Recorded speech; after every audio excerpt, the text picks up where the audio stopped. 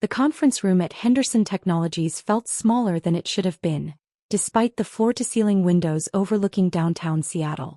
I sat in the corner chair, the one closest to the door, while my brother Marcus commanded attention from the head of the table. 23 people filled the space, board members and senior executives, their expensive suits and practiced expressions creating an atmosphere of controlled importance. Before we begin the quarterly review, Marcus announced, adjusting his Patek Philippe watch with deliberate slowness, I'd like to address a personal matter that's been bothering me. My father, Gerald Henderson, sat 2 seats to Marcus's right, his silver hair perfectly styled, his custom suit immaculate. At 62, he still carried himself like the corporate titan he'd been before semi-retirement. He nodded encouragingly at Marcus, a small smile playing at his lips. My sister Emily decided to grace us with her presence today, Marcus continued, gesturing toward me with what might have looked like casual dismissal to anyone who didn't know him. I knew him. This was calculated. She's been asking questions about company operations, stock structures, things that are frankly beyond her comprehension. Several board members shifted uncomfortably. Jonathan Price, the CFO who'd been with the company for 8 years, studied his tablet screen with sudden fascination. Margaret Chin, head of operations, found something interesting in her coffee cup. Marcus, I said quietly, keeping my voice level, I was simply trying to understand. That's exactly the problem, he interrupted, leaning forward with practiced intensity. You're trying to understand things you'll never understand. Real business. Strategic positioning. Market dynamics. He paused, letting each phrase land with weight. You work an entry-level administrative job at some nonprofit. You schedule meetings and order office supplies. That's not business, Emily. That's busy work. My mother, Patricia, sat beside Dad, her designer handbag placed just so on the table. She didn't defend me. She never did when Marcus was performing. Your brother has tripled company revenue in 3 years, Dad interjected, his voice carrying the boom of someone used to commanding rooms. He's expanded us into 4 new markets, secured partnerships with Fortune 500 companies, positioned us for an IPO that could make this family generationally wealthy beyond what I ever achieved. And you, Marcus said, his attention boring into me, you live in a studio apartment in Capitol Hill. You drive a 7-year-old Honda. You shop at Target. He said Target, the way some people might say landfill. So when you ask questions about equity structures and shareholder agreements, you'll forgive me for not taking you seriously. I'm just trying to learn, I said, my hands folded in my lap, my expression neutral. Years of family dinners had taught me that showing emotion only gave them ammunition. Learn. Marcus laughed and several executives joined in with polite chuckles. Emily, I have an MBA from Wharton. Dad built a $200 million company from nothing. You have a bachelor's degree in nonprofit management from a state school. These aren't the same things. My phone vibrated in my pocket. I ignored it. I think what Marcus is trying to say, Mom offered, her tone suggesting she was being diplomatic when she was actually twisting the knife, is that we're proud of your work with your little charity. Helping people is noble. But it's not the same as creating value, building enterprise, understanding markets. Her charity has 4 employees, Marcus added. I have 847. The scale isn't comparable. David Morrison, the lead investor who'd backed Henderson Technologies' Series C round, cleared his throat. Perhaps we should move to the agenda items. In a moment, David, Marcus said smoothly. I think it's important that everyone in this room understands the hierarchy here. Emily isn't on the board. She isn't a shareholder. She has no formal role in this company. She's here because she's family, and I'm trying to be generous by exposing her to what real business looks like. Though that generosity has limits, Dad added. We can't have someone who doesn't understand the fundamentals questioning strategic decisions. I wasn't questioning, I said softly. I asked about the shareholder distribution because you saw some paperwork you didn't understand, Marcus finished. Yes, Emily, companies have complex ownership structures. There are voting shares, non-voting shares, preferred shares, options pools. It's not something you can grasp from reading a few documents. Jennifer Wu, the company's general counsel, shifted in her seat. She'd been studying me with an odd expression for the past several minutes. Unlike the others, she didn't look uncomfortable. She looked curious. The shareholder structure is actually quite straightforward, Jennifer said carefully. Perhaps Emily has legitimate questions about. Jennifer, Marcus cut her off with a smile that didn't reach his eyes. I appreciate your thoroughness, but I think I know my own sister's capabilities better than you do. She means well, but she's out of her depth. My phone vibrated again. Then again. Kept my hands still. You know what your problem is, Emily? Marcus stood now, pacing behind his chair like a professor delivering a lecture. You've never had to compete. You've never had to fight for market share, negotiate with vendors who smell weakness, manage teams that are looking for any sign you don't know what you're doing. You chose an easy path. A safe path. And now you're trying to understand a world you deliberately avoided. That's not fair, I said quietly. Fair. Dad's voice rose. You want to talk about fair? Is it fair that Marcus works 80-hour weeks while you leave your office at 5? Is it fair that he's building something generational while you're satisfied with a paycheck that probably doesn't cover what we spend on wine in a month? Several people looked away. This wasn't a business meeting anymore. This was a family evisceration with an audience. I make $38,000 a year, I said, stating a fact, not complaining. Exactly, Marcus pounced. And I made $2.3 million last year. Do you understand the difference? That's not luck. That's capability. That's understanding business at a level you'll never reach. Marcus has a point, Mom said, her voice gentle in that particularly cutting way she'd perfected. You're 31 years old, Emily. Most people at your age in the business world are already senior managers, directors. You're still doing administrative work. We're not being cruel. We're being realistic. My phone was vibrating continuously now. Whoever was calling wasn't giving up.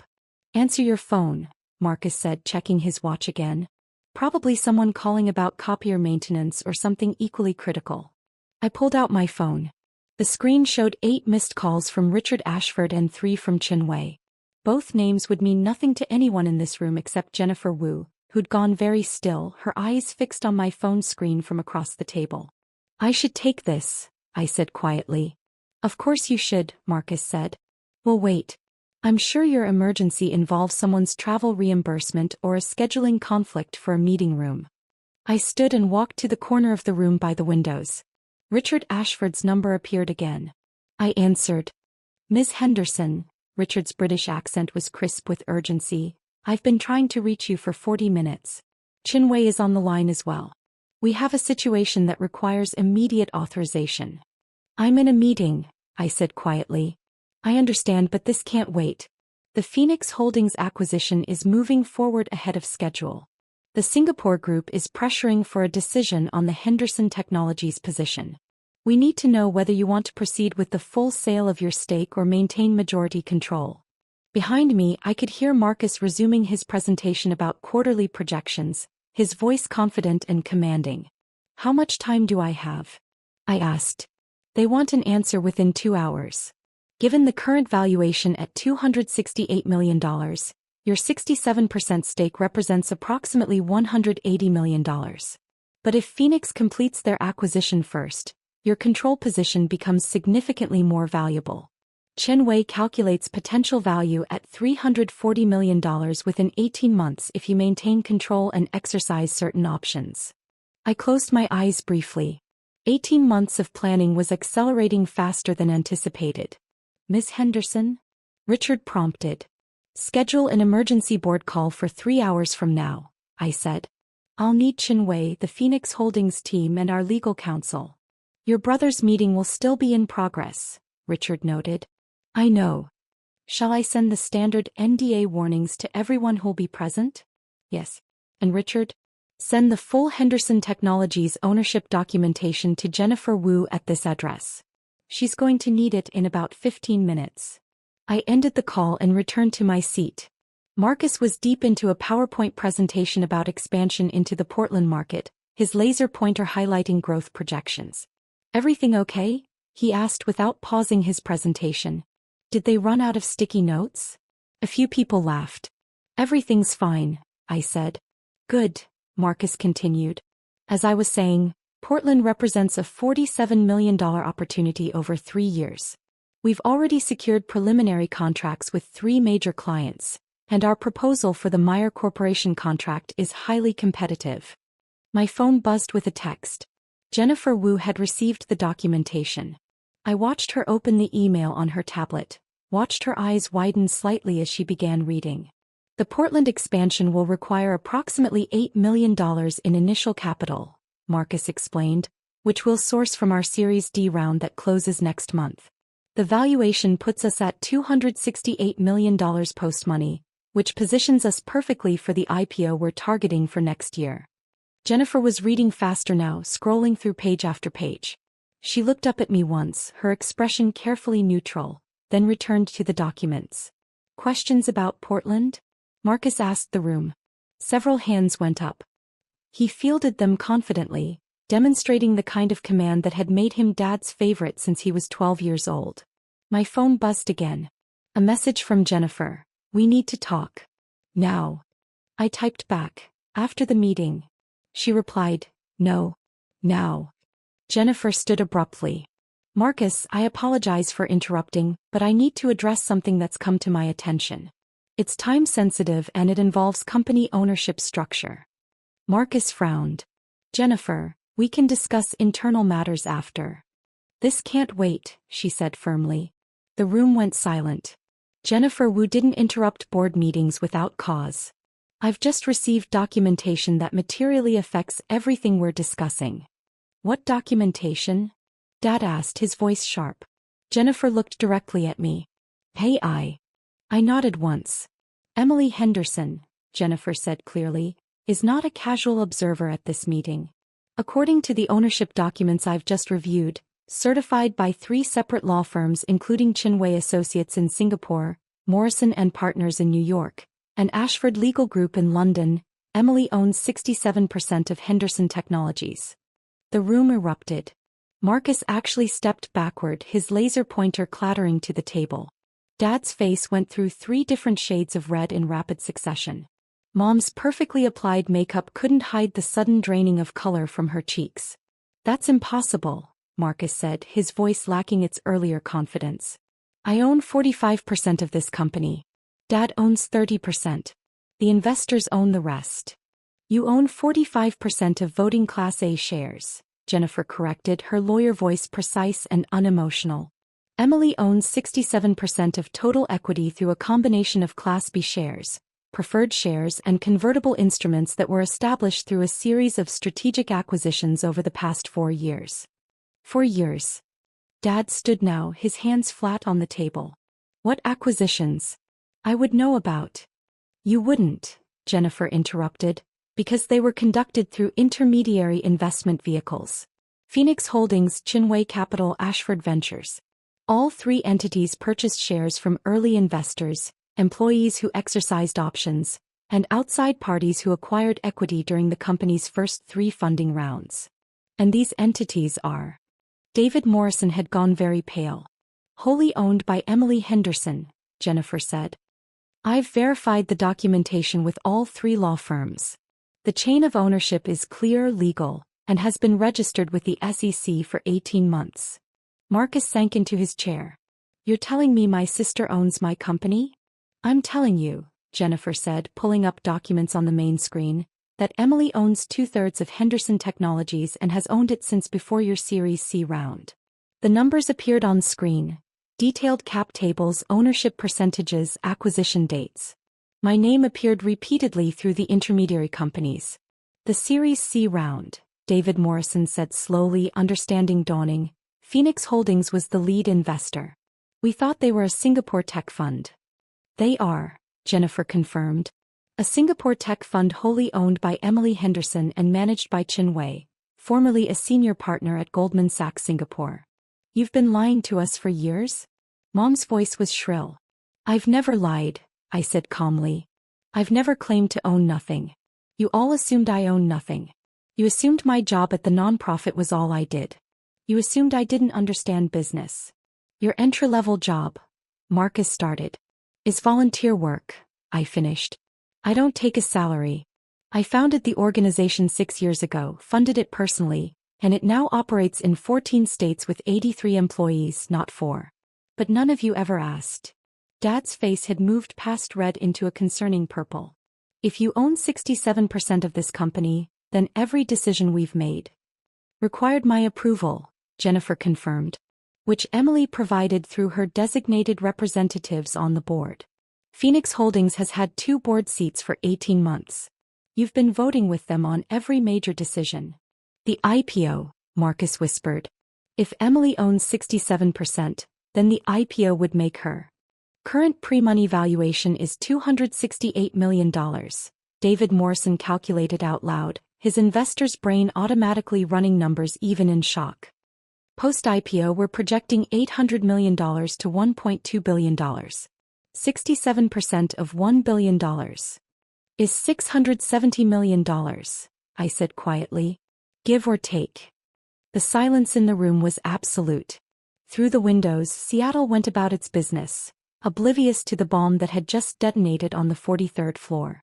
Why? Marcus finally asked. His earlier confidence had completely evaporated. He looked young suddenly and lost. Why would you do this? Do what? I asked. Invest in a promising technology company? That's what good business people do, Marcus.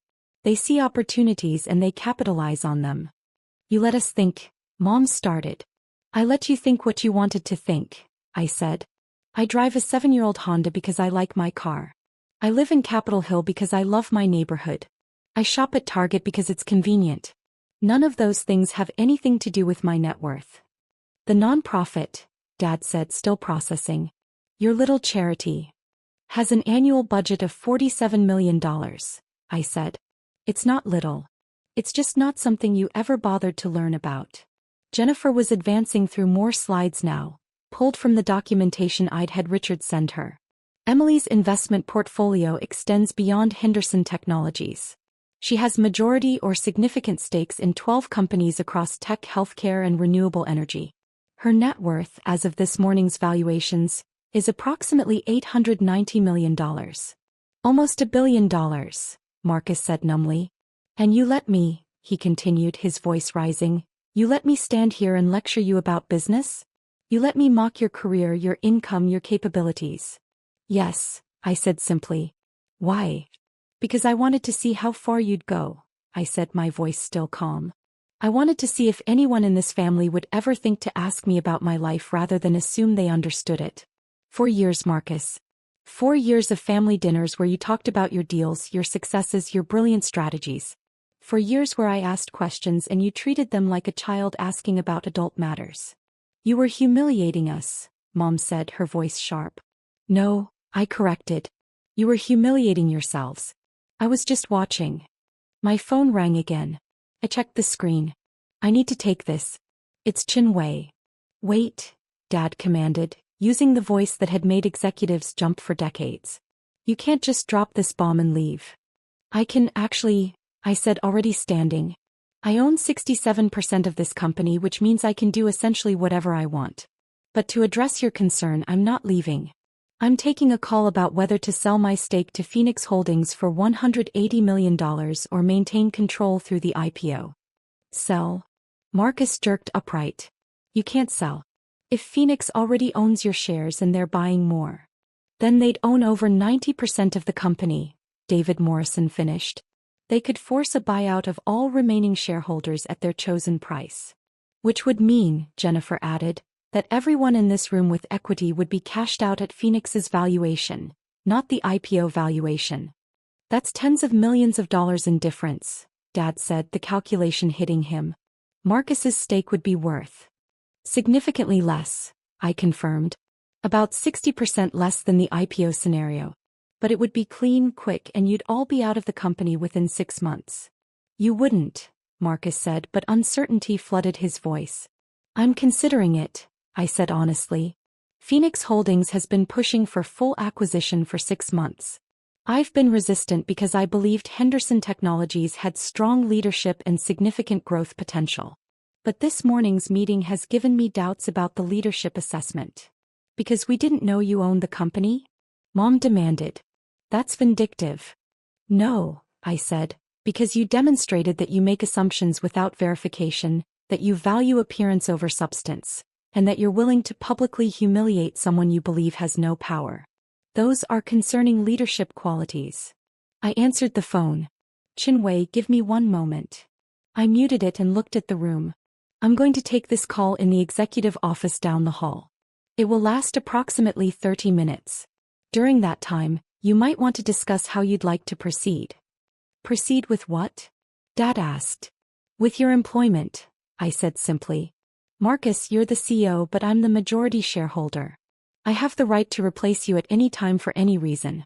Dad, you're chairman of the board, but I control 67% of the votes. I can reconstitute the board with a single shareholder resolution. Mom, you're not employed by the company, so this doesn't affect you directly, but your family's financial future is very much on the table. You're threatening us, Marcus said. I'm informing you of the situation, I corrected. Whether it's a threat depends entirely on how you choose to interpret it and respond to it. I walked to the door, then paused. One more thing. When I come back from this call, I'm going to ask for your recommendation on whether I should sell to Phoenix or maintain control through the IPO. Your answer will tell me a lot about whether you understand business, Marcus. Whether any of you do. I left them there, their faces a mixture of shock, anger, and calculation. The executive office was empty, a small space with a desk and a chair and windows overlooking the city. I unmuted my phone. Chinwei, I'm sorry for the delay. No apology necessary, her crisp voice replied. Chinwei was 53, brilliant and utterly without patience for nonsense. I assumed the board meeting became interesting? You could say that. Richard and I have been modeling both scenarios. If you sell to Phoenix now, you walk away with $180 million liquid. Clean exit, no further involvement. If you maintain control through IPO, best case scenario puts you at $670 million in 18 months. But you remain entangled with your family's company and all the complications that entails. And if the IPO underperforms? Worst case realistic scenario still puts you at $380 million. The company fundamentals are sound despite your brother's theatrical management style. But Emily, this isn't really a financial question, is it? No, I admitted. This is about whether you want to punish them or prove something to them. And I'll tell you what I tell all my clients. Neither punishment nor proof should drive investment decisions. Then what should? What serves your interests? What moves you toward your goals? Your family's opinion of you should not be a factor in a $180 million decision. Through the office window, I could see Elliott Bay, ferries cutting white lines across blue water. Seattle spread out below, thousands of lives being lived by people who had no idea a woman in a corner office was deciding the financial fate of hundreds of employees and her entire family. The nonprofit could do a lot with $180 million, I said. It could, Chinwei agreed. You could expand to all 50 states, triple your impact, help tens of thousands more people. That's a valid consideration. Or I could maintain control, guide the company through IPO, potentially end up with much more money and much more ability to create change. Also valid. But I'd have to work with Marcus, with Dad, with a board that just watched them humiliate me. Yes. Though I suspect that particular dynamic would be considerably different going forward. I laughed despite myself. That's an understatement. What does your instinct tell you? I thought about Marcus's face when Jennifer revealed the ownership structure. About Dad's purple rage. About Mom's shock that her disappointing daughter wasn't disappointing at all, just disappointing to them. I think, I said slowly, that I want to see what they do in the next 30 minutes. Interesting choice, Chinwei said. I'll prepare documents for both scenarios. Call me when you decide. I ended the call and sat in the executive office chair, swiveling to face the window. My phone buzzed with texts. Jennifer, they're arguing. Then, your father is demanding we verify everything. Then, Marcus is very quiet. That might be worse. 28 minutes later, I walked back to the conference room. The atmosphere had changed completely. Everyone sat in their seats, but the casual confidence from before had been replaced with something else. Calculation. Fear. Respect maybe, though I wasn't sure I wanted that from these people. Marcus stood when I entered. The gesture was unfamiliar, foreign.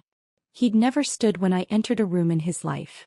Emily, he said, his voice carefully controlled, we'd like to apologize. That's not what I asked for, I said, returning to my seat.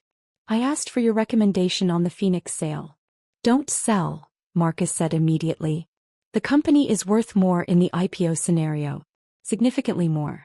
You'd be leaving hundreds of millions on the table. That's your professional opinion? I asked. Yes. And the fact that selling would cash you out at a significantly lower valuation has nothing to do with that opinion? He had the grace to wince. It's a factor, he admitted. I won't pretend it isn't.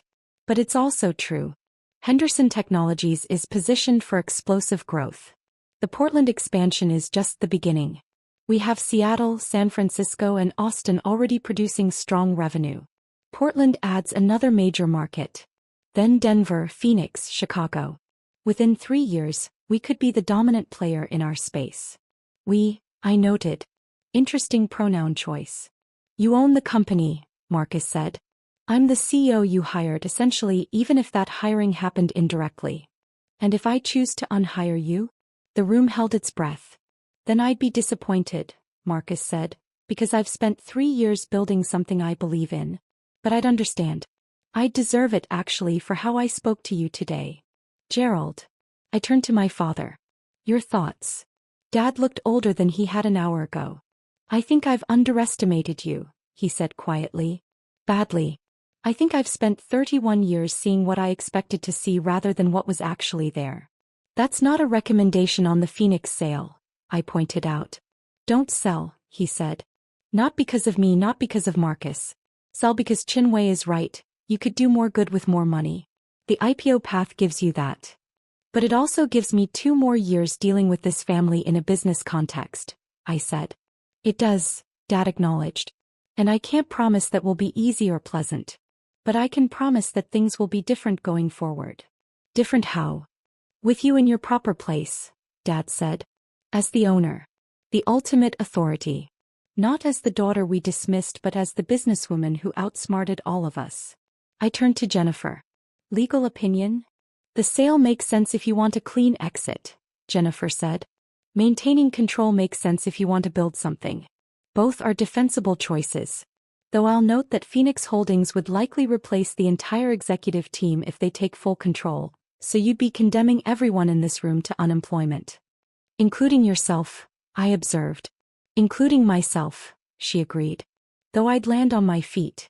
I'm more concerned about the 847 employees who aren't in this room, who had nothing to do with today's humiliation, who'd lose their jobs or face massive uncertainty under new ownership.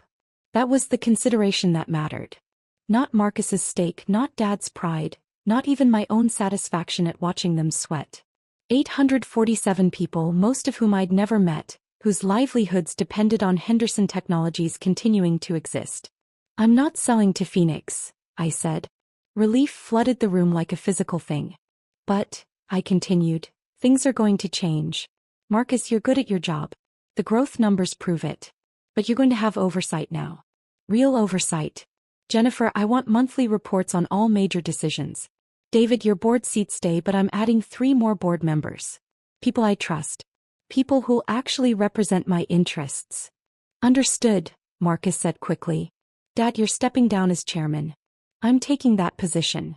Dad opened his mouth, closed it, then nodded. That's fair. Mom. I looked at my mother, who'd been silent for the past half hour.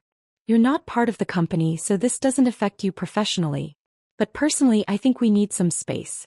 I won't be coming to family dinners for a while. Emily, she started. I'm not angry, I said, which was true. I'm just tired.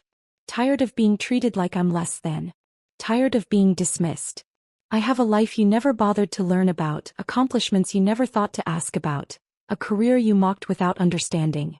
That's exhausting. We'll do better, she said, and she might have even meant it. Maybe, I said. We'll see. I stood gathering my things. The meeting wasn't over, but my part in it was. Emily, Marcus said as I reached the door. Why didn't you tell us?